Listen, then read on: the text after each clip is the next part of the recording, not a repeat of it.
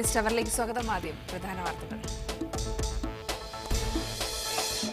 മഴയെ തുടർന്ന് ഗൾഫ് മേഖലയിൽ ശൈത്യകാല രോഗങ്ങൾ പെരുകുന്നു. രോഗങ്ങൾക്ക് കാരണം അന്തരീക്ഷ താപനിലയിലുണ്ടായ വ്യതിയാനം. ആവശ്യമായ മുൻകരുതലുകൾ സ്വീകരിക്കാൻ ആരോഗ്യവകുപ്പിന്റെ മുന്നറിയിപ്പ്.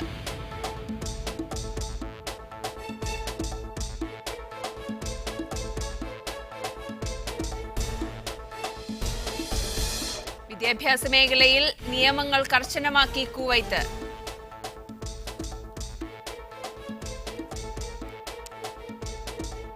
മാനദണ്ഡങ്ങൾ പാലിക്കാത്ത 200ഓളം സ്കൂളുകളുടെ ഫയലുകൾ മരവിപ്പിച്ചു. സ്വകാര്യ ട്യൂഷൻ നടത്തിയ 52 അധ്യാപകർ അറസ്റ്റിൽ. തസ്തിക മാറ്റം മൂലം വിദേശികളുടെ ഡ്രൈവിംഗ് ലൈസൻസ് അസാധുവാക്കുമെന്ന് കുവൈത്ത് ഗതാഗത വകുപ്പ്. അർഹതയില്ലാത്ത തസ്തികയിലേക്ക് മാറ്റുന്നതോടെ വാഹനം ഓടിക്കാനുള്ള അനുമതിയും നഷ്ടമാകും. പരിശോധനയിൽ പിടിക്കപ്പെട്ടാൽ നാടുകടത്തുമെന്നും മുന്നറിയിപ്പ്. മഴയെ തുടർന്നുണ്ടായ അന്തരീക്ഷ താപനിലയിലെ വ്യതിയാനം ഗൾഫ് മേഖലയിൽ ആരോഗ്യ പ്രശ്നങ്ങൾ സൃഷ്ടിച്ചു തുടങ്ങി. ശൈത്യകാല രോഗങ്ങളുമായി ആശുപത്രികളിൽ എത്തുന്നവരുടെ എണ്ണം കൂടുകയാണ്. പുതിയ സാഹചര്യത്തിൽ ആവശ്യമായ മുൻകരുതലുകൾ സ്വീകരിക്കാൻ ആരോഗ്യ മന്ത്രാലയം മുന്നറിയിപ്പ് നൽകിയിട്ടുണ്ട്. സൗദി ആരോഗ്യ മന്ത്രാലയം പകർച്ചവ്യാധികൾക്കെതിരെയുള്ള സൗജന്യ പ്രതിരോധ കുത്തിവയ്പും ആരംഭിച്ചു.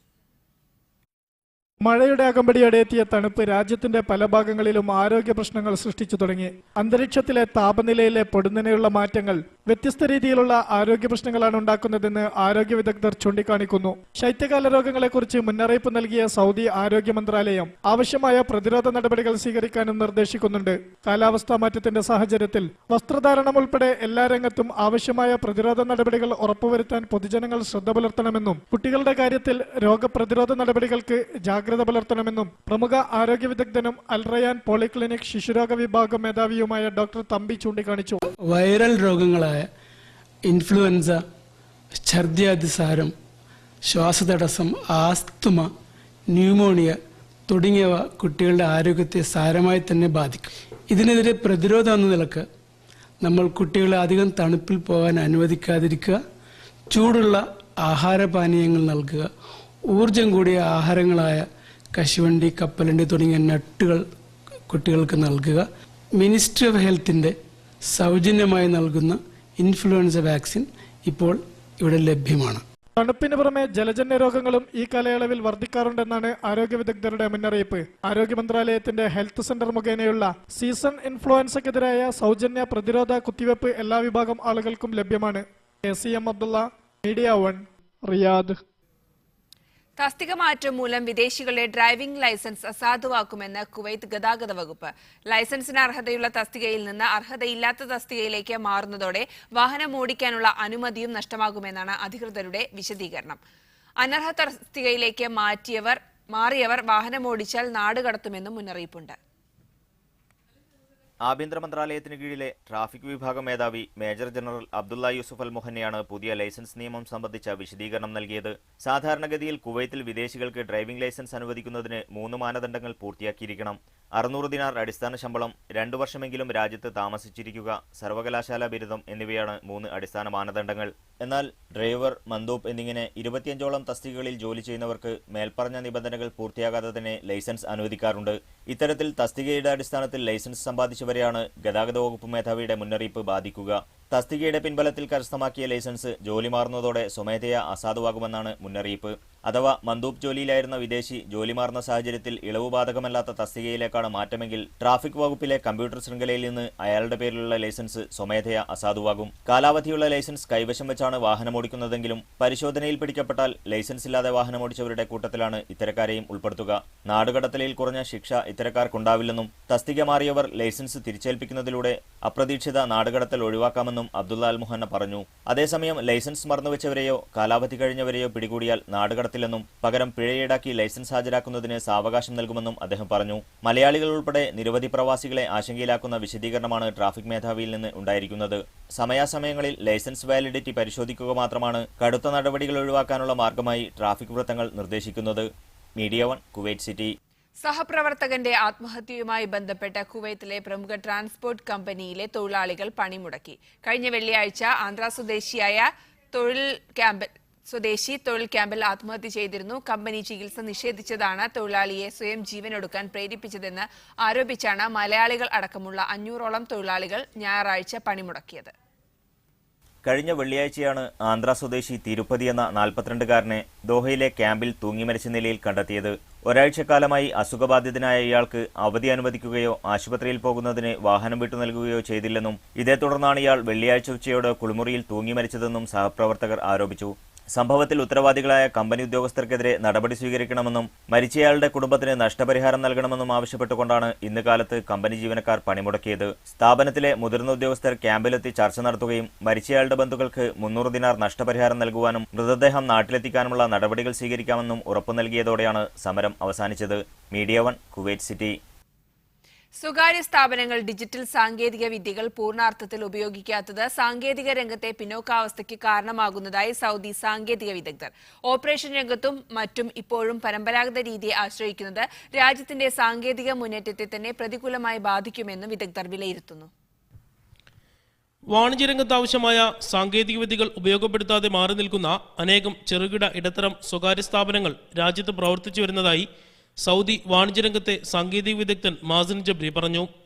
ഇത്തരം സ്ഥാപനങ്ങളിലെ ജീവനക്കാർക്കും സാങ്കേതിക അവബോധം ലഭ്യമാക്കണം. വാണിജ്യ വ്യാവസായിക രംഗത്ത് അതിവേഗം സംഭവിച്ചുകൊണ്ടിരിക്കുന്ന സാങ്കേതിക മുന്നേറ്റത്തിൽ നിന്ന് സ്വകാര്യ സ്ഥാപനങ്ങൾക്ക് മാറി നിൽക്കാൻ കഴിയില്ല. പരമ്പരാഗത രീതിയിൽ പ്രവർത്തിച്ചുകൊണ്ടിരിക്കുന്ന സ്ഥാപനങ്ങൾ സാങ്കേതികമായി മുന്നേറിയ സ്ഥാപനങ്ങളുടെ മുന്നിൽ പിടിച്ചു നിൽക്കാൻ കഴിയാതെ തകർച്ച നേരിടുമെന്നും അദ്ദേഹം അഭിപ്രായപ്പെട്ടു. വാണിജ്യ വ്യാവസായിക രംഗത്ത് ശാസ്ത്രീയ കാഴ്ചപ്പാടുള്ള സ്ഥാപന ഉടമകൾ പോലും സാങ്കേതികവിദ്യ ഉപയോഗപ്പെടുത്തുന്നതിൽ വൈമുഖ്യം കാണിക്കുന്നു. ഡിജിറ്റൽ മേഖലകളിലേക്ക് ഇനിയും കടന്നിട്ടില്ലാത്ത രാജ്യത്തെ ഇത്തരം സ്ഥാപനങ്ങൾ കടുത്ത വെല്ലുവിളികളെ നേരിടേണ്ടി വരും. ജീവനക്കാർക്ക് ആധുനിക പരിശീലനം നൽകുന്നതടക്കമുള്ള പരിഷ്കരണങ്ങളുടെ മാത്രമേ ദീർഘകാലാടിസ്ഥാനത്തിൽ പിടിച്ചു നിൽക്കാനും ഉൽപാദനവും ലാഭവും വർദ്ധിപ്പിക്കാൻ സാധ്യമാവുകയുള്ളൂവെന്നും അദ്ദേഹം പറഞ്ഞു. വാണിജ്യ വ്യാവസായിക മേഖല അത്യാധുനിക സാങ്കേതിക രംഗത്ത് മുന്നേറുന്നതിന് സൗദി ഭരണകൂടം ആവശ്യമായ എല്ലാ പിന്തുണയും നൽകി വരുന്നുണ്ട്. ഇതിനായി ശാസ്ത്രീയമായ തൊഴിൽ നിയമത്തിന് തന്നെ രൂപം നൽകിയിട്ടുണ്ട്.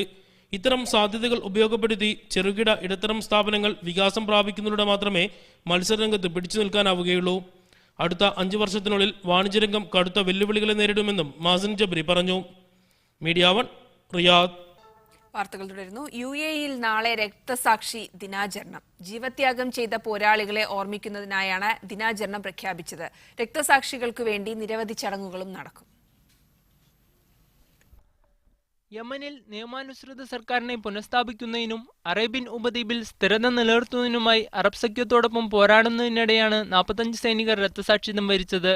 ഇതേ തുടർന്നാണ് രാജ്യത്ത് നവംബർ 30 രക്തസാക്ഷി ദിനമായി ആചരിക്കുന്നതിന് president Sheikh Khalifa bin Zayed Al Nahyan ഉത്തരവിട്ടത്. രാജ്യത്തിനായി ആദ്യ രക്തസാക്ഷി പിറന്നു വീണ 1971 നവംബർ 30 ഓർമ്മക്കായാണ് രക്തസാക്ഷി ദിനം ഈ ദിവസം തന്നെ ആക്കാൻ തീരുമാനിച്ചത്. ദിനാചരണത്തിന്റെ ഭാഗമായി രാജ്യത്തിന്റെ വീരയോദ്ധാക്കളെ ഓർമ്മിക്കുന്നതിന് വൈവിധ്യമാർന്ന പരിപാടികളാണ് ഒരുക്കിയിരിക്കുന്നത്. എല്ലാ എമിറേറ്റുകളിലും രക്തസാക്ഷി ദിനാചരണം നടക്കും. തിങ്കളാഴ്ച ദേശീയ പതാക പകുതി താഴ്ത്തിക്കെട്ടണം. രാവിലെ 8 മുതൽ ഉച്ചയ്ക്ക് 11:30 വരെയാണ് പതാക പകുതി താഴ്ത്തേണ്ടതെന്ന് പ്രസിഡൻഷ്യൽ കാര്യമന്ത്രാലയം വ്യക്തമാക്കി. രാജ്യത്തിനായി ജീവൻ വെടിഞ്ഞവർക്കായി ഒരു നിമിഷത്തെ നിശബ്ദ പ്രാർത്ഥന നടത്തണമെന്ന് അബുദാബി ക്രൗൺ പ്രിൻസ് കോർട്ടിലെ രക്തസാക്ഷികാര്യ ഓഫീസ് സ്വദേശികളോടും പ്രവാസികളോടും ആവശ്യപ്പെട്ടു. രാവിലെ 11:30 പ്രാർത്ഥന നടത്തേണ്ടത്. സർക്കാർ സ്ഥാപനങ്ങൾ, വ്യാപാര സ്ഥാപനങ്ങൾ, ഷോപ്പിംഗ് മാളുകൾ, വീടുകൾ തുടങ്ങി എല്ലാ സ്ഥലത്തുള്ളവർക്കും പ്രാർത്ഥനയിൽ പങ്കാളികളാകാം. രക്തസാക്ഷികളുടെ ഓർമ്മ പുതുക്കുന്നതായിരിക്കണം ചടങ്ങെന്ന് president Sheikh Khalifa bin Zayed Al Nahyan പറഞ്ഞു. രാജ്യത്തിന്റെ ചരിത്രത്തിലെ പുതിയ കാലഘട്ടത്തിന്റെ തുടക്കമാണ് രക്തസാക്ഷി ദിനമെന്ന് UAE വൈസ് പ്രസിഡന്റും പ്രധാനമന്ത്രിയും ദുബായ് ഭരണാധികാരിയുമായ Sheikh Mohammed bin Rashid Al Maktoum വ്യക്തമാക്കി. Media 1 Dubai.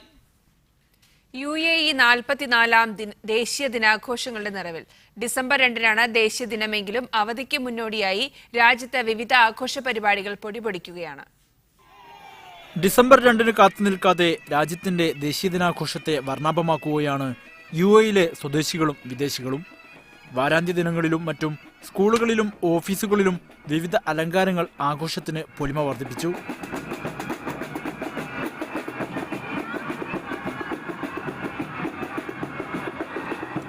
നാടും നഗരവും ദേശീയ പതാകകളാലും മറ്റും അലങ്കാരങ്ങളാലും നേരത്തെ തന്നെ അണിഞ്ഞൊരുങ്ങിയിട്ടുണ്ട്. സർക്കാർ പൊതുസ്ഥാപനങ്ങൾക്കൊപ്പം സ്വകാര്യ മേഖലയിലും വലിയ തോതിലാണ് ആഘോഷ പരിപാടികൾ നടക്കുന്നത്.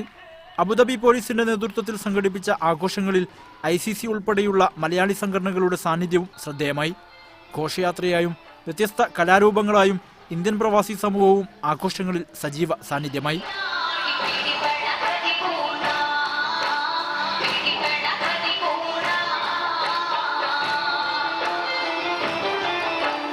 ദുബായ് വിനോദസഞ്ചാര വാണിജ്യ വിപണന വകുപ്പിന്റെ നേതൃത്വത്തിലുള്ള ഔദ്യോഗിക ആഘോഷങ്ങൾ സ്പിരിറ്റ് ഓഫ് ദി യൂണിയൻ എന്ന പേരിൽ ഡിസംബർ 1 ബിസിനസ് ബേയിൽ ദുബായ് ഡിസൈൻ ഡിസ്ട്രിക്റ്റിന് പിറകിലായി നടക്കും.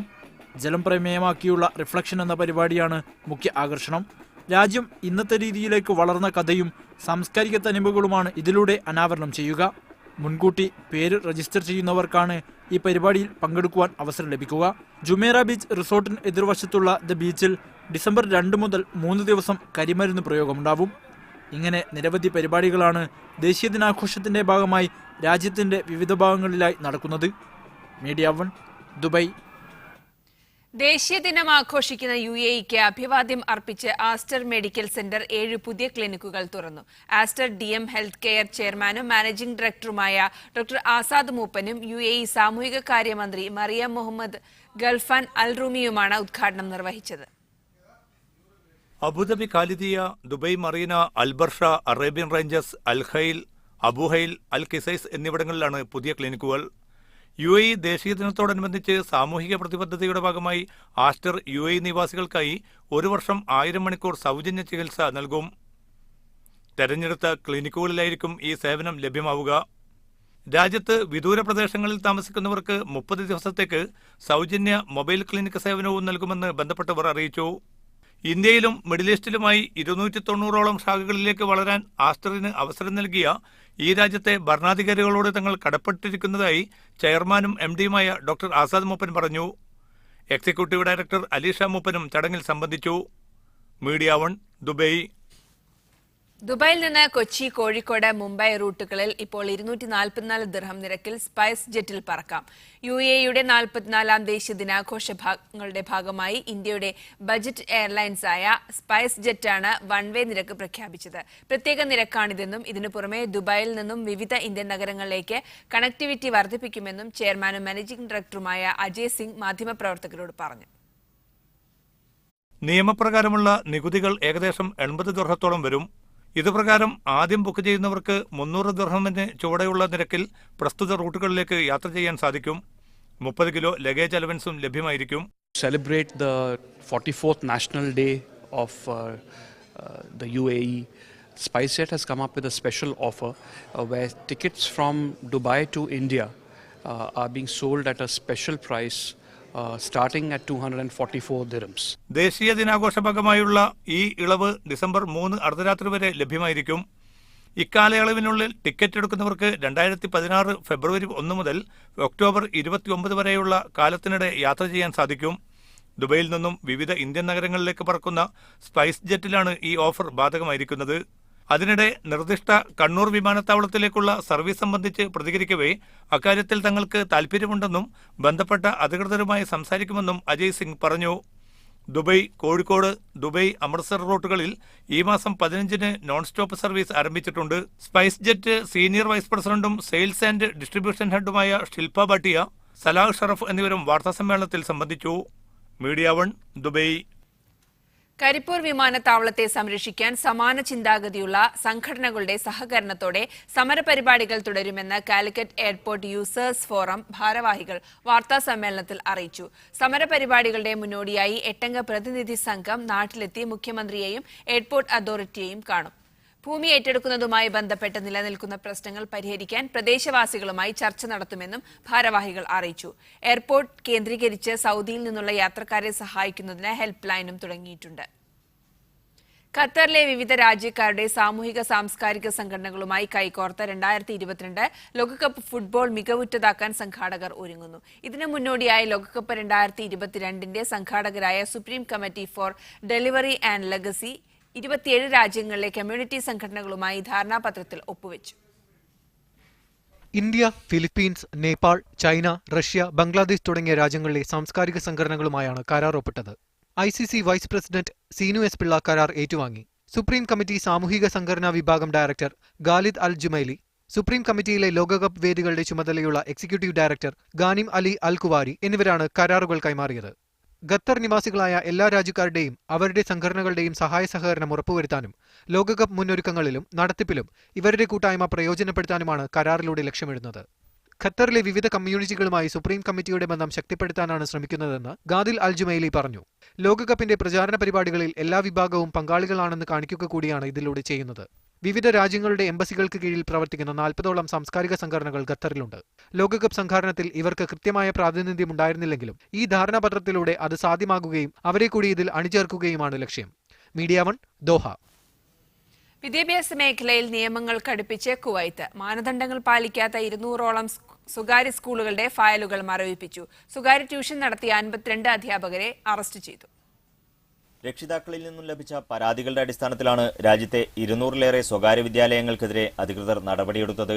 അന്യായമായ ഫീസ് വർധന, അധ്യാപകർക്കും ഇതര ജീവനക്കാർക്കും വിദ്യാഭ്യാസ വകുപ്പ് നിശ്ചയിച്ച ശമ്പളവും ആനുകൂല്യങ്ങളും നൽകാതിരിക്കുക തുടങ്ങിയ കാരണങ്ങൾ മുൻനിർത്തിയാണ് നടപടി. മുന്നറിയിപ്പ് നൽകിയിട്ടും മാനിക്കാത്ത സ്കൂളുകളുടെ ഫയലുകൾ മരവിപ്പിച്ച മന്ത്രാലയം നിയമലംഘനം തുടർന്നാൽ ലൈസൻസ് റദ്ദ് ചെയ്യുമെന്ന് മുന്നറിയിപ്പ് നൽകിയിരിക്കുകയാണ്. എന്നാൽ ഏതെല്ലാം സ്കൂളുകൾക്കെതിരെയാണ് നടപടിയെടുത്തതെന്ന കാര്യം അധികൃതർ വെളിപ്പെടുത്തിയിട്ടില്ല. ഫയലുകൾ മരവിപ്പിക്കപ്പെട്ട സ്കൂളുകളിലെ ജീവനക്കാരുടെ താമസരേഖകൾ പുതുക്കലും മറ്റും അനിശ്ചിതത്വത്തിലായതാണ് റിപ്പോർട്ട്. അതിനിടെ കമ്പ്യൂട്ടർ ഇൻസ്റ്റിറ്റ്യൂട്ട് നടത്തുന്നതിനുള്ള ലൈസൻസിന്റെ മറവിൽ സ്വകാര്യ ട്യൂഷൻ നടത്തിയ 52 അധ്യാപകർ ഹവലിയിൽ പോലീസ് പിടിയിലായി. 52 പേരും വിദ്യാഭ്യാസ മന്ത്രാലയത്തിന് കീഴിൽ രാജ്യത്തെ വിവിധ സ്കൂളുകളിൽ ജോലി ചെയ്യുന്നവരാണെന്ന് പോലീസ് അറിയിച്ചു. മറ്റൊരു വാർത്തയിൽ പാഠ്യേതര പരിപാടികളുടെ പേരിൽ അധ്യയന സമയങ്ങൾ അമിതമായി ഉപയോഗിക്കരുതെന്ന് വിദ്യാഭ്യാസ മന്ത്രാലയം സ്കൂളുകൾക്ക് നിർദ്ദേശം നൽകി. ആഘോഷ പരിപാടികളുടെ പേരിൽ നടക്കുന്ന ധൂർത്ത് ഒഴിവാക്കണമെന്നും ഇതിനായി വിദ്യാർത്ഥികളിൽ നിന്ന് പണപ്പിരിവ് നടത്തരുതെന്നും മന്ത്രാലയം നിർദ്ദേശിച്ചു. കലാമേളയിലും മറ്റും പങ്കെടുക്കുന്ന വിദ്യാർത്ഥികൾ സ്കൂൾ യൂണിഫോമിൽ മാത്രമേ പരിപാടികൾ അവതരിപ്പിക്കാൻ പാടുള്ളൂ. യൂണിഫോം ഉപയോഗിക്കാനാവാത്ത ഫാൻസി ഡ്രസ് പോലുള്ള മത്സരങ്ങൾക്ക് മാത്രമേ ഇക്കാര്യത്തിൽ ഇളവ് പാടുള്ളൂ. വിദ്യാലയത്തിന് പുറത്ത് മറ്റു സ്കൂളുകളിലോ സ്ഥാപനങ്ങളിലോ പരിപാടികൾ അവതരിപ്പിക്കുന്നതിന് വിദ്യാർത്ഥികൾ മന്ത്രാലയത്തിൽ നിന്ന് പ്രത്യേകം സമ്മതം വാങ്ങിക്കണം തുടങ്ങിയവയാണ് വിദ്യാഭ്യാസ വികസന വിഭാഗം മേധാവി ഫൈസൽ അൽ മുഖ്സിദ് സ്കൂൾ അധികൃതർക്ക് നൽകിയ നിർദ്ദേശങ്ങളിൽ പ്രധാനപ്പെട്ടവ. Muneer Ahmed, media 1 Kuwait city. ബഹ്റിനിൽ സർക്കാർ പ്രഖ്യാപിച്ച പൊതുമാപ്പ് ആനുകൂല്യം ഏതാണ്ട് 2000ഓളം ഇന്ത്യക്കാർ ഉപയോഗപ്പെടുത്തിയതായി അംബാസിഡർ അലോക് കുമാർ സിൻഹ അറിയിച്ചു. പൊതുമാപ്പിന്റെ കാലാവധി അവസാനിക്കാനായ സാഹചര്യത്തിൽ ഇന്ത്യൻ എംബസിയിൽ നാട്ടിലേക്ക് തിരിച്ചുപോകാനായി എത്തുന്നവരുടെ തിരക്ക് അനുഭവപ്പെടുന്നതായി അദ്ദേഹം പറഞ്ഞു. അനധികൃത താമസക്കാർക്ക് തങ്ങളുടെ താമസം നിയമവിധേയമാക്കുവാനോ രാജ്യം വിട്ടുപോകുവാനോ ഉള്ള അവസരമായാണ് ഭരണകൂടം പൊതുമാപ്പ് പ്രഖ്യാപിച്ചത്. ഡിസംബർ 12 നടക്കുന്ന സൗദി മുനിസിപ്പൽ കൌൺസിൽ തെരഞ്ഞെടുപ്പിന്റെ പ്രയാണത്തിന് തുടക്കമായി. പ്രചരണങ്ങൾ കർശന നിയന്ത്രണങ്ങൾ ഏർപ്പെടുത്തിയിട്ടുണ്ട്. ഫോട്ടോ ഉപയോഗിച്ചുള്ള പ്രചരണം, ടെലിവിഷനുകളിലൂടെയുള്ള പ്രചരണം എന്നിവയ്ക്കും വിലക്കുണ്ട്. സ്കൂളുകൾ, പള്ളികൾ, സർക്കാർ സ്ഥാപനങ്ങൾ, ജീവകാരുണ്യ കേന്ദ്രങ്ങൾ, ക്ലബ്ബുകൾ എന്നിവിടങ്ങളിലും പ്രചാരണത്തിന് വിലക്കുണ്ട്. സർക്കാർ ഔദ്യോഗിക ചിഹ്നങ്ങൾ ഉപയോഗിക്കുന്നതും നിരോധിച്ചിട്ടുണ്ട്. രാജ്യത്തെ 284 സ്ഥാപനങ്ങളിലെ 3159 സീറ്റുകളിലാണ് മത്സരം നടക്കുന്നത്. വനിതകൾ ഉൾപ്പെടെ 6917 പേരാണ് മത്സര രംഗത്ത് ഉള്ളത്. സ്ഥാനാർത്ഥികളുടെ അന്തിമ പട്ടിക ഇന്ന് പുറത്തിറക്കി. ഖത്തർ വാണിജ്യ മന്ത്രാലയത്തിന്റെ ആസ്ഥാനം ലുസൈലിലെ പുതിയ കെട്ടിടത്തിലേക്ക് മാറ്റുന്നു. നിലവിൽ മന്ത്രാലയത്തിന് കീഴിലെ 11ഓളം വകുപ്പുകൾ ലുസൈലിലെ പുതിയ ആസ്ഥാനത്തേക്ക് മാറ്റിയിട്ടുണ്ട്. ഫിനാൻസ് വകുപ്പ്, protection of competition, market monitoring cell, ഉപഭോക്തൃ സംരക്ഷണം, മാനവശേഷി തുടങ്ങിയ വകുപ്പുകൾ ഇവയിൽ ഉൾപ്പെടും. കൂടാതെ മന്ത്രാലയത്തിന് കീഴിലുള്ള ട്രേഡ് ലൈസൻസിംഗ് വിഭാഗവും പൂർണ്ണമായും ലുസൈലിലെ പുതിയ ആസ്ഥാനത്തേക്ക് മാറ്റും. 11ാമത് Al Jazeera international documentary film festival ഇന്ന് സമാപിക്കും. മേളയിൽ മലയാളി സംവിധായകൻ ഫൈസലിന്റെ ഹോം വിത്തൌട്ട് എ ഹോംലാൻഡ് എന്ന ഡോക്യുമെന്ററി ഏറെ ശ്രദ്ധിക്കപ്പെട്ടു. ഡൽഹിയിലെ റോഹിംഗ്യൻ അഭയാർത്ഥികളുടെ ദുരിത ജീവിതം പറയുന്ന ചിത്രം നിരവധി ചലച്ചിത്രമേളകളിൽ പുരസ്കാരങ്ങൾ നേടിയിട്ടുണ്ട്. 4 ദിവസം നീണ്ടുനിന്ന അൽ ജസീറ ഫിലിം ഫെസ്റ്റിവലിൽ 50 രാജ്യങ്ങളിൽ നിന്നായി 147 ചിത്രങ്ങളാണ് പ്രദർശനത്തിനെത്തിയത്. മേളയിലെത്തിയ ചിത്രങ്ങൾ ഓരോന്നും ഉള്ളടക്കത്തിന്റെ കരുത്തുകൊണ്ടാണ് ശ്രദ്ധിക്കപ്പെട്ടത്. ഡൽഹിയിലെ കാളിന്തികുഞ്ചിൽ ദുരിതജീവിതം നയിക്കുന്ന റോഹിംഗ്യൻ അഭയാർത്ഥികളുടെ ജീവിതം പകർത്തിയ ഹോം വിത്തൌട്ട് എ ഹോംലാൻഡ് എന്ന ചിത്രത്തിന് നല്ല സ്വീകാര്യതയാണ് ലഭിച്ചത്. 18 മിനിറ്റ് ദൈർഘ്യമുള്ള ഈ ചിത്രത്തിൽ അഭയാർത്ഥി ജീവിതത്തിന്റെ നേർക്കാഴ്ചകളാണ് അവതരിപ്പിച്ചത്. ഇതിനകം തന്നെ നിരവധി അന്താരാഷ്ട്ര മേളകളിൽ ഇടം പിടിച്ച ഈ ഡോക്യുമെന്ററിയുടെ സംവിധായകൻ ഡൽഹി ജാമിയ മില്ലയിലെ വിദ്യാർത്ഥിയും മലപ്പുറം നെടിയിരുപ്പ് സ്വദേശിയുമായ കെ മുഹമ്മദ് ഫൈസലാണ്. അങ്ങനെ അമിറ്റി യൂത്ത് ഫിലിം ഫെസ്റ്റിവൽ 1ാം സ്ഥാനവും അതിനുശേഷം നടന്ന അലിഗറിൽ നടന്നിട്ടുള്ള ഫിലിംസാസ് ഇന്റർനാഷണൽ ഡോക്യുമെന്ററി ഫെസ്റ്റിവലിൽ ബെസ്റ്റ് ഡോക്യുമെന്ററികൾ അവാർഡും കിട്ടി. അപ്പോഴാണ് എൻ്റെ ഡോക്യുമെൻ്ററിക്ക് മറ്റ് ഡോക്യുമെൻ്ററി വ്യത്യാസം കൂടുതലായിട്ട് എനിക്ക് മനസ്സിലാവുന്നു. പിന്നെ ഞാൻ മറ്റ് ഇൻ്റർനാഷണൽ ലെവലിലേക്ക് ഫെസ്റ്റിവലിലേക്ക് സെൻഡ് ചെയ്യാനുള്ള താല്പര്യം വന്നത്. പുതിയ ചക്രവാളങ്ങൾ എന്ന തലക്കെട്ടിൽ മേളയിൽ ഏറ്റവും കൂടുതൽ ചിത്രങ്ങളെത്തിയത് സ്പെയിനിൽ നിന്നാണ്. ചൈന, ഖത്തർ എന്നിവിടങ്ങളിൽ നിന്നും ധാരാളം ചിത്രങ്ങളെത്തി. ഫലസ്തീൻ അഭയാർത്ഥികളുടെ ജീവിതം ഇത്തവണയും ചിത്രങ്ങൾക്ക് പ്രമേയമായി. 7 ചിത്രങ്ങളാണ് ഇന്ത്യയിൽ നിന്ന് മേളയ്ക്കെത്തിയത്. ഉദ്ഘാടന ചടങ്ങ് പോലെ വർണ്ണാഭമായ സമാപന ചടങ്ങുകളാണ് ഒരുക്കിയിരിക്കുന്നത്.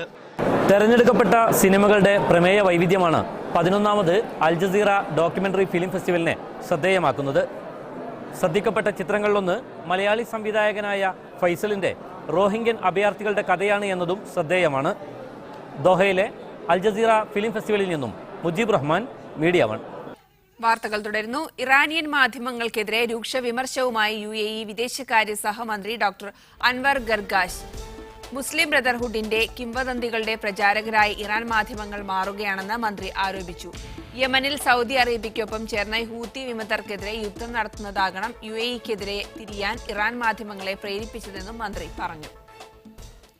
സൗദി അറേബ്യയുടെ സാംസ്കാരിക വാർഷികാഘോഷമായ ജനാദിരിയ പൈതൃകോത്സവം ഫെബ്രുവരി 3 ആരംഭിക്കും. നേരും നന്മയും നിറഞ്ഞ സൗദി അറേബ്യൻ സാമൂഹ്യ ജീവിതത്തിന്റെ വർണ്ണാഭമായ കാഴ്ചകൾ ഒരുക്കുന്ന ജനാദിരിയ പൈതൃകോത്സവം റിയാദ് നഗരത്തിന്റെ വടക്കുകിഴക്കൻ പ്രദേശത്ത് പ്രത്യേകം സജ്ജമാക്കിയ നഗരിയിലാണ് അരങ്ങേറുക. നാഷണൽ ഗാർഡ് മന്ത്രാലയത്തിന്റെ ആതിഥേയത്തിൽ നടക്കുന്ന ജനാദ്രിയ ഫെസ്റ്റിവലിന്റെ 30ാം വാർഷികമാണ് ഇത്തവണത്തേത്. ഒരു വർഷത്തെ ഇടവേളയ്ക്ക് ശേഷമാണ് ഇത്തവണ ആഘോഷം. മുൻ സൗദി ഭരണാധികാരി അബ്ദുള്ള രാജാവിന്റെ മരണത്തെ തുടർന്ന് കഴിഞ്ഞ തവണ പരിപാടി നടന്നിരുന്നില്ല. സാമൂഹ്യ ജീവിതത്തിന്റെ പ്രാചീനവും ആധുനികവുമായ കാഴ്ചകൾ ഒരുക്കുന്ന മേളയിൽ രാജ്യത്തിന് അകത്തുനിന്നും പുറത്തുമായി 10 ലക്ഷം സന്ദർശകരെയാണ് പ്രതീക്ഷിക്കുന്നത്. സാംസ്കാരിക പ്രഭാഷണങ്ങൾ, സെമിനാറുകൾ, സിംബോസിയങ്ങൾ, കവിയരങ്ങ്, നാടകങ്ങൾ എന്നിവ മേളയോടനുബന്ധിച്ച് നടക്കും. സാഹിത്യം, കല, നാടോടി കലാപാരമ്പര്യം എന്നിവയുടെ വളർച്ചയ്ക്കും വികാസത്തിനും പ്രാധാന്യം നൽകുന്ന വിവിധ പരിപാടികളും അരങ്ങേറും.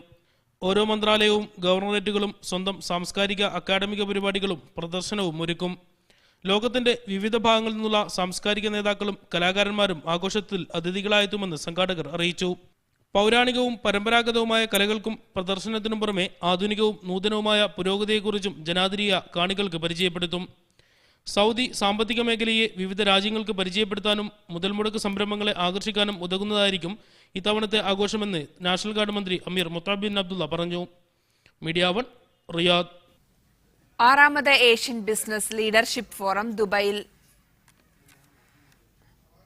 ദുബൈയിൽ സമാപിച്ചു. ഏഷ്യൻ മേഖലയിൽ നിന്നുള്ള പ്രമുഖരെ ആദരിച്ച ചടങ്ങിൽ വിവിധ വിഷയങ്ങളെക്കുറിച്ച് വിശദമായ ചർച്ചയും നടന്നു. ഏഷ്യൻ മേഖലയുടെ വികസനത്തിന് ഇന്ത്യ ഉൾപ്പെടെയുള്ള രാജ്യങ്ങൾ നൽകി വരുന്ന സംഭാവന ഏറെ മഹത്തരമാണെന്ന് UAE മന്ത്രി Sheikh Nahyan Mubarak Al Nahyan പറഞ്ഞു. പ്രതികൂല സാഹചര്യങ്ങളെ മറികടന്ന് തങ്ങളുടെ കർമ്മരംഗത്ത് മുന്നേറ്റം കുറിക്കാൻ പ്രാപ്തരായ നേതാക്കൾക്ക് സാധിച്ചുവെന്നതാണ് ഈ വിജയത്തിന്റെ പ്രത്യേകതയെന്നും മന്ത്രി വ്യക്തമാക്കി. ദേശീയ ദിനം ആഘോഷിക്കുന്ന UAEയുടെ മുന്നേറ്റവും കരുത്തുറ്റ നേതാക്കളുടെ ദിശാബോധത്തിന്റെ വ്യക്തമായ തെളിവാണെന്നും അദ്ദേഹം കൂട്ടിച്ചേർത്തു. ദുബൈ അർമാനി ഹോട്ടലിൽ 6ാമത് ഏഷ്യൻ ബിസിനസ് ലീഡർഷിപ്പ് ഫോറം ഉദ്ഘാടനം ചെയ്ത് സംസാരിക്കുകയായിരുന്നു മന്ത്രി. എല്ലാ രംഗത്തും വനിതകൾക്ക് മതിയായ പ്രാതിനിധ്യം ഉണ്ടെങ്കിൽ തന്നെയും വേണ്ടത്ര അത് മുന്നോട്ട് പോയിട്ടില്ലെന്ന് മുൻ കേന്ദ്രമന്ത്രി കൂടിയായ ശശി തരൂർ പറഞ്ഞു. വനിതാ ശാക്തീകരണം നേരിടുന്ന പ്രശ്നങ്ങളെക്കുറിച്ച പാനൽ ചർച്ചയിലാണ് തരൂർ ഇക്കാര്യം വ്യക്തമാക്കിയത്. PepsiCo vice president Umran Beba, Crescent സ്ഥാപന മേധാവി ബദർ ജാഫർ എന്നിവരും പാനൽ ചർച്ചയിൽ സംസാരിച്ചു. ബിസിനസ് രംഗത്തും മറ്റും പ്രാഗൽഭ്യം തെളിയിച്ചവർക്കുള്ള പുരസ്കാരങ്ങൾ ചടങ്ങിൽ വിതരണം ചെയ്തു. ഹിന്ദുജ ഗ്രൂപ്പ് മേധാവി ഗോപിചന്ദ് ഉൾപ്പെടെയുള്ളവരും പുരസ്കാരങ്ങൾ ഏറ്റുവാങ്ങി. മുൻ കേന്ദ്ര ധനമന്ത്രി P. ചിദംബരവും ചടങ്ങിൽ സംബന്ധിച്ചു. Media 1, Dubai. സങ്കുചിത രാഷ്ട്രീയ താൽപര്യങ്ങൾക്ക് വേണ്ടി മതത്തെ ഉപയോഗപ്പെടുത്തുന്നവരെ മാറ്റി നിർത്തണമെന്ന് ജമാഅത്തെ ഇസ്ലാമി അഖിലേന്ത്യാ ഉപാധ്യക്ഷൻ T. ആരിഫ് അലി ആഹ്വാനം ചെയ്തു. സമാധാനം ഉദ്ഘോഷിക്കുന്ന ഇസ്ലാമിന്റെ പേരിൽ ഭീകരപ്രവർത്തനങ്ങൾ നടത്തുന്നവർ അതിന്റെ ശത്രുക്കളാണെന്നും അദ്ദേഹം പറഞ്ഞു. കുവൈത്തിൽ കേരള ഇസ്ലാമിക് ഗ്രൂപ്പ് സംഘടിപ്പിച്ച ബഹുമത സമ്മേളനത്തിൽ സംസാരിക്കുകയായിരുന്നു ആരിഫ് അലി.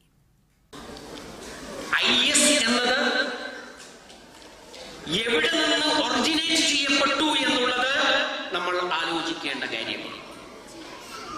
അബൂബക്കർ ബഗ്ദാദി എന്ന് പറയുന്ന ആ മനുഷ്യന് എങ്ങനെയാണ് ഇങ്ങനെയുള്ള ഒരു ചിന്താഗതിയുമായി മുന്നോട്ട് പോകാൻ കഴിയുന്നത്? മതം സമാധാനമാണെന്ന് ഉറക്കെ പ്രഖ്യാപിച്ചാണ് ബഹുമത സമ്മേളനം സമാപിച്ചത്. അബ്ബാസിയ മറീന ഹാളിൽ തിങ്ങി നിറഞ്ഞ സദസ്സിനെ സാക്ഷി നിർത്തി Asian cultural forum director engineer Abdul Aziz Al Duwaij സമ്മേളനം ഉദ്ഘാടനം ചെയ്തു. KAG പ്രസിഡന്റ് KA സുബൈർ അധ്യക്ഷനായിരുന്നു. മതത്തിന്റെ ആചാരാനുഷ്ഠാനങ്ങളിൽ ഒതുങ്ങി നിൽക്കാതെ അവയുടെ അന്തസത്തയിലേക്ക് ഇറങ്ങിച്ചെല്ലണമെന്നും മതചിഹ്നങ്ങളെ കച്ചവട താൽപര്യങ്ങൾക്ക് വേണ്ടി ഉപയോഗപ്പെടുത്തുന്നതിനെതിരെ ജാഗ്രത പാലിക്കണമെന്നും സമ്മേളനത്തിൽ പ്രഭാഷണം നടത്തിയ Aluva Mangalapuzha seminary professor father Vincent Kundukulam പറഞ്ഞു. മതമെന്തെന്നറിയാത്ത അവിവേകികളാണ് അസഹിഷ്ണുതയ്ക്കും ഭീകരതയ്ക്കും പിന്നിലെന്ന് school of Bhagavad Gita trust chairman Swami Sandeepanandagiri അഭിപ്രായപ്പെട്ടു. International Islamic charitable society Asian വിഭാഗം project manager Salah Ghadeer Sultan, Najat charitable society പ്രതിനിധികളായ Sayed Mohammed Al Otaibi, Khalid Abdullah Sabah, കുവൈത്തിലെ സാമൂഹിക സാംസ്കാരിക പ്രവർത്തകർ എന്നിവർ സംബന്ധിച്ചു. മുഹമ്മദ് നബിയെക്കുറിച്ച് ഫൈസൽ മഞ്ചേരി നടത്തിയ 90 പ്രഭാഷണങ്ങളുടെ ഫ്ലാഷ് ഡ്രൈവ് ചെസിൽ രാമപുരത്തിന് നൽകി ജോയ് മുണ്ടക്കാട് പ്രകാശനം ചെയ്തു. വൈസ് പ്രസിഡന്റ് സക്കീർ ഹുസൈൻ തുവൂർ സ്വാഗതവും ജനറൽ സെക്രട്ടറി SAP ആസാദ് നന്ദിയും പറഞ്ഞു. Media 1 Kuwait city. സമകാലിക കേരളത്തിൽ ഏറെ ചർച്ച ചെയ്യപ്പെടുന്ന ലിംഗസമത്വവും അനുബന്ധ വിഷയങ്ങളും ഉൾപ്പെടുത്തി മലയാളി ജിദ്ദ സംഘടിപ്പിച്ച സംവാദം ശ്രദ്ധേയമായി. ഇടകലരാത്ത കേരളം എന്ന പേരിൽ ഷറഫിയ ഷിഫ ജിദ്ദ ഓഡിറ്റോറിയത്തിൽ സംഘടിപ്പിച്ച സംവാദം അബ്ദുൽ മജീദ് നഹ ഉദ്ഘാടനം ചെയ്തു. വിവിധ മത, സാമൂഹ്യ, സാംസ്കാരിക മാധ്യമ രംഗത്തെ പ്രതിനിധീകരിച്ച് അബൂബക്കർ അരിമ്പ്ര, ഷിബു തിരുവനന്തപുരം, ബഷീർ വള്ളിക്കുന്ന്, ഇസ്മയിൽ കല്ലായി, ഷറഫുദ്ദീൻ കായംകുളം, നസീർ ബാവാക്കുഞ്ഞ്, VK ഷബീഹ, ജലജ ടീച്ചർ എന്നിവർ സംവാദത്തിൽ പങ്കെടുത്തു. ലോകത്തിലെ ഏറ്റവും വലിയ പെർഫ്യൂം ബോട്ടിലിന്റെ ഗിന്നസ് റെക്കോർഡ് ഇനി UAEക്ക് സ്വന്തം. 500 ലിറ്റർ സുഗന്ധദ്രവ്യം നിറച്ച വലിയ ബോട്ടിൽ നിർമ്മിച്ചാണ് 150 ലിറ്ററിന്റെ റെക്കോർഡിനെ UAE തകർത്തത്. UAEയുടെ ഏകീകരണം നടന്ന വർഷമായ 1971 എന്നാണ് പെർഫ്യൂം ബോട്ടിലിന് പേര് നൽകിയിരിക്കുന്നത്. ബലാറസിലെ 150 ലിറ്റർ വരുന്ന പെർഫ്യൂം ബോട്ടിലിന്റെ ഗിന്നസ് റെക്കോർഡ് തകർത്താണ് UAEയുടെ 500 ലിറ്റർ ബോട്ടിൽ പുതിയ ഗിന്നസ് നേട്ടം സ്വന്തമാക്കിയത്. UAEയുടെ ഏകീകരണം നടന്ന വർഷമായ 1971 എന്ന പേരിലാണ് അബുദാബിയിലെ ജലസ് ഗാലറി കമ്പനി ലോകത്തിലെ ഏറ്റവും വലിയ പെർഫ്യൂം ബോട്ടിൽ നിർമ്മിച്ചത്. പെർഫ്യൂം മേഖലയിൽ ലോകതലത്തിൽ UAEയുടെ പേര് ശ്രദ്ധിക്കപ്പെടാനാണ് ഗിന്നസ് പെർഫ്യൂം ബോട്ടിൽ നിർമ്മിച്ചതെന്ന് ജലസ് gallery CEO Abdul Jabbar Al Harithi പറയുന്നു. كان مع جهة من الجهات كنا عارضين عندهم منتجنا ولكن الجماعة كانوا يقولون المنتج الإماراتي ما في له قبول كبير يعني يكون في الفترة هذه فتحديت أن يكون إن شاء الله بإذن الله أن المنتج الإماراتي أن يوصل للعالم وأن يسمع عنه العالم كله وليس بس الصارة هذه. UAEയുടെ ദേശീയ ദിനത്തോടനുബന്ധിച്ച് സ്വന്തമാക്കിയ ഈ നേട്ടം രാജ്യത്തിന് സമർപ്പിക്കുന്നതായും അബ്ദുൽ ജബ്ബാർ പറഞ്ഞു. ലോക പെർഫ്യൂം മാർക്കറ്റിൽ 1971 ബോട്ടിലിന്റെ ഗിന്നസ് റെക്കോർഡ് ഗിന്നസ് പ്രതിനിധി പ്രവീൺ പട്ടേൽ സ്ഥിരീകരിച്ചു. നിരവധി ലോക റെക്കോർഡുകൾ സ്വന്തമായുള്ള UAEയുടെ 44ാമത് ദേശീയ ദിനാഘോഷത്തിന് സുഗന്ധം പകരുകയാണ് പുതിയ നേട്ടം. Haris Arikkulam, media 1, Abu Dhabi. Youth India Dammam ചാപ്റ്ററിന്റെ ഫുട്ബോൾ, ക്രിക്കറ്റ് ക്ലബ്ബുകളുടെ ജേഴ്സി പ്രകാശനം ചെയ്തു. കോപ്പാർ youth club team manager Rasheed Doha, team coordinator Fathab Perumpilavu എന്നിവരിൽ നിന്ന് Dammam cricket team captain Abdul Kareem, football team captain Farwan എന്നിവർ ജേഴ്സി ഏറ്റുവാങ്ങി. Youth India chapter president Shanavas Kathikode അധ്യക്ഷത വഹിച്ചു. സ്പോർട്ടിവോ 2015ന്റെ ആനിമേഷൻ പ്രദർശനവും ഇവന്റ് രജിസ്ട്രേഷനും ജനറൽ കൺവീനർ മുഹമ്മദ് മോസിൻ നിർവഹിച്ചു. റിയാദിലെ പ്രവാസി കുട്ടികൾക്കായി മലർവാടി ബാലസംഘം ശാസ്ത്രമേള സംഘടിപ്പിക്കുന്നു. കുട്ടികളിലെ ശാസ്ത്രീയ അഭിരുചി വളർത്താനും പരിപോഷിപ്പിക്കാനുമായി നടത്തുന്ന മേളയിൽ 700-ലധികം വിദ്യാർത്ഥികൾ സയൻസ് പ്രൊജക്ടുകൾ പ്രദർശിപ്പിക്കുമെന്ന് മലർവാടി ഭാരവാഹികൾ അറിയിച്ചു. ഡിസംബർ 11 നോഫ ഓഡിറ്റോറിയത്തിലാണ് വിപുലമായ സയൻസ് എക്സിബിഷന് വേദിയൊരുക്കുക. പുതുതലമുറയുടെ ശാസ്ത്രീയ അഭിരുചികൾ കണ്ടെത്താനും ശാസ്ത്ര സാധ്യതകൾ പൊതുസമൂഹത്തിലെത്തിക്കാനുമുള്ള ശ്രമത്തിന്റെ ഭാഗമായാണ് മലർവാടി വിപുലമായ സയൻസ് എക്സിബിഷൻ സംഘടിപ്പിക്കുന്നത്. മുൻകൂട്ടി രജിസ്റ്റർ ചെയ്ത 700 വിദ്യാർത്ഥികൾക്കാണ് മേളയിൽ പ്രദർശനത്തിന് അവസരമുള്ളതെന്ന് സംഘാടകർ അറിയിച്ചു. ശാസ്ത്ര സാങ്കേതിക രംഗത്തെ സാധ്യതകൾ തേടി കുട്ടികൾക്ക് ആശയവിനിമയം നടത്തുന്നതിന് ശാസ്ത്രരംഗത്തെ പ്രമുഖരും മേളയിൽ സംബന്ധിക്കുമെന്ന് exhibition general convener Rasheed Ali Koyilandy അറിയിച്ചു. പ്രവാസി വിദ്യാർത്ഥികളുടെ ശാസ്ത്രീയ അഭിരുചി കണ്ടെത്തുന്നതിനും പ്രോത്സാഹിപ്പിക്കുന്നതിനും വേണ്ടിയുള്ള ഒരു സംരംഭമാണ് സയൻസ് എക്സിബിഷൻ 2015. റിയാദിലെ വിവിധ സ്കൂളുകളിൽ പഠിക്കുന്ന 700ഓളം വിദ്യാർത്ഥികളുടെ പ്രൊജക്ടുകൾ പ്രദർശിപ്പിക്കുന്നതിന് പുറമെ റിയാദിലെ ശാസ്ത്ര സാങ്കേതിക രംഗത്തെ പ്രമുഖരും ഈ മേളയിൽ പങ്കെടുക്കുന്നു. പരിപാടിയുടെ നടത്തിപ്പിനായി ഇന്റർനാഷണൽ എനർജി ഫോറം ഉദ്യോഗസ്ഥൻ ഇബ്രാഹിം സുബ്ഹാൻ ചെയർമാനായിക്കൊണ്ട് വിപുലമായ സ്വാഗത സംഘം രൂപീകരിച്ചിട്ടുണ്ട്. തനിമ രക്ഷാധികാരി KK Abdul Aziz, Norka consultant Shihab Kottukad, engineer Abdurahman Kutty, Khaleel Palode, Basheer Hussain തുടങ്ങി നിരവധി പേർ സ്വാഗത സംഘം പ്രതിനിധികളാണ്. പ്രവാസ ലോകത്തെ ഏറ്റവും വലിയ ബാലവേദിയായ മലർവാടി മുൻവർഷങ്ങളിൽ നടത്തിയ ഐ ചേഞ്ച്, മെഗാ ക്വിസ് തുടങ്ങിയ ജനകീയ പരിപാടികൾക്ക് ശേഷം സംഘടിപ്പിക്കുന്ന ഏറ്റവും വലിയ മേളയാണ് സയൻസ് എക്സിബിഷൻ. Media 1, Riyadh. ഇത്തിരി നേരം ഒത്തിരി നന്മ എന്ന മുദ്രാവാക്യവുമായി മലർവാടി യാമ്പു ചാപ്റ്റർ സംഘടിപ്പിച്ച നിറങ്ങൾ 2015 സമാപിച്ചു. വിനോദത്തിനും വിജ്ഞാനത്തിനും പ്രാധാന്യം നൽകിയ പരിപാടി കുട്ടികളുടെ വൻ പങ്കാളിത്തം കൊണ്ടും മികവുറ്റ ആസൂത്രണം കൊണ്ടും കുട്ടികൾക്ക് വേറിട്ടൊരു അനുഭവമായി. കുട്ടികളുടെ കലാകായിക സർഗാത്മക കഴിവുകൾ കണ്ടെത്തി പ്രകടിപ്പിക്കാനുള്ള അവസരം നൽകുന്നതിനായിരുന്നു നിറങ്ങൾ 2015 ഒരുക്കിയത്. അൽമനാർ ഇന്റർനാഷണൽ സ്കൂളിൽ നടന്ന മത്സരത്തിൽ 200-ലധികം കുട്ടികൾ പങ്കെടുത്തു. KG ക്ലാസ് മുതൽ 7ാം ക്ലാസ് വരെയുള്ള വിദ്യാർത്ഥികളെ കിഡ്സ്, ജൂനിയർ, സീനിയർ ഗ്രൂപ്പുകളിലായി തിരിച്ചായിരുന്നു മത്സരം. പ്രവാസി കുട്ടികൾക്ക് അപരിചിതമായ ബ്ലൈൻഡ് അലാമിംഗ്, ട്രെംബ്ലിംഗ്, നാട്ടറിവുകൾ തുടങ്ങി 15 ഇനങ്ങൾ ഉൾപ്പെടുന്ന മത്സര കൗണ്ടറുകളാണ് ഒരുക്കിയിരുന്നത്. യാമ്പുവിലെ കുടുംബങ്ങൾക്കിടയിൽ എല്ലാവർക്കും സഹവർത്തിത്വം ഉണ്ടാവാനും അതുപോലെ കുട്ടികളുടെ കലാവാസനകൾ, അതുപോലെ സ്പോർട്സ് എല്ലാത്തിനെയും ഉയർത്തിക്കൊണ്ടുവരാനും വളരെ സഹായകമായിട്ടുണ്ട്. ഇത്തിരി നേരം ഒത്തിരി നന്മ നിറങ്ങൾ 2015 വളരെ മനോഹരമായ പ്രോഗ്രാമായിരുന്നു. കുട്ടികളുടെ സർഗശേഷിയും ഭാവനാശേഷിയും എല്ലാം വർദ്ധിപ്പിക്കുന്നതിനായിട്ട് ഈ പ്രോഗ്രാം വളരെയധികം പ്രയോജനപ്പെടുന്നതാണ് എനിക്ക് തോന്നുന്നത്. സമാപന സമ്മേളനത്തിന്റെ ഉദ്ഘാടനം മലർവാടി ബാലസംഘം യാമ്പു രക്ഷാധികാരി സലീം വെങ്ങര നിർവഹിച്ചു. വിവിധ സംഘടനാ നേതാക്കൾ വിജയികൾക്കുള്ള സമ്മാനങ്ങൾ വിതരണം ചെയ്തു. ശേഷം നടന്ന മലർവാടി ബാലോത്സവ മേളയിൽ Oppana, March past, group dance, rangoli തുടങ്ങി വർണ്ണാഭമായ വിവിധ കലാപരിപാടികൾ അരങ്ങേറി. സിയാ ഉൽ ഹക്ക്, മീഡിയ 1, യാമ്പു. ആദ്യകാല പ്രവാസികളുടെ കഥ പറയുന്ന പത്തേമാരി എന്ന ചിത്രത്തിന്റെ പ്രിവ്യൂ പ്രദർശനം ഖത്തറിൽ നടന്നു. ഏഷ്യൻ ടൗണിലെ തിയേറ്ററിൽ Qatar Mammootty fans and welfare association ക്യൂബിസ് ഇവന്റ്സുമായി ചേർന്ന് സംഘടിപ്പിച്ച പ്രീമിയർ ഷോയിൽ ചിത്രത്തിന്റെ സംവിധായകൻ സലീം അഹമ്മദും നിർമ്മാതാക്കളായ advocate TK Hashiq, TP Sudheesh എന്നിവരും സംബന്ധിച്ചു. ചടങ്ങിൽ ഖത്തറിലെ പഴയകാല പ്രവാസികളെ ആദരിച്ചു. ഈ ആഴ്ച തന്നെ ഖത്തറിലും UAE ഒഴികെയുള്ള ഗൾഫ് രാജ്യങ്ങളിലും ചിത്രത്തിന്റെ ഔദ്യോഗിക റിലീസ് നടത്തുമെന്ന് സംവിധായകൻ സലീം അഹമ്മദ് പറഞ്ഞു. പത്തേമാരിയുടെ വിജയകരമായ 50 ദിവസം ആഘോഷിക്കുന്ന ചടങ്ങ് കൂടിയാണ് ഖത്തറിൽ നടന്നത്. ദോഹ ഫിലിം ഇൻസ്റ്റിറ്റ്യൂട്ട് ഒരുക്കുന്ന 3ാമത് അജ്യാൽ യൂത്ത് ഫിലിം ഫെസ്റ്റിവൽ ഇന്നു മുതൽ ഡിസംബർ 5 വരെ ഖത്തറിലെ സാംസ്കാരിക നഗരിയായ ഖത്താറയിൽ നടക്കും. 36 രാജ്യങ്ങളിൽ നിന്നായി 80 ചിത്രങ്ങളാണ് ഫെസ്റ്റിവൽ പ്രദർശിപ്പിക്കുക.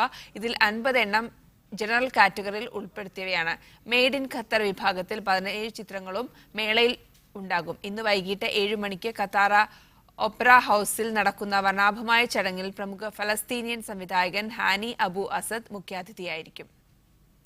നീന്തൽക്കുളം വൃത്തിയാക്കുന്നതിനിടെ മുങ്ങി മരിച്ച തൊഴിലാളിയുടെ കുടുംബത്തിന് 2 ലക്ഷം റിയാൽ ദിയ ധനം നൽകാൻ ദോഹ കോടതി വിധിച്ചു. നീന്തൽക്കുളം വൃത്തിയാക്കാൻ കരാറെടുത്ത കമ്പനിക്കെതിരെ മരിച്ച തൊഴിലാളിയുടെ ബന്ധുക്കൾ നൽകിയ കേസിലാണ് കോടതിയുടെ ഉത്തരവ്.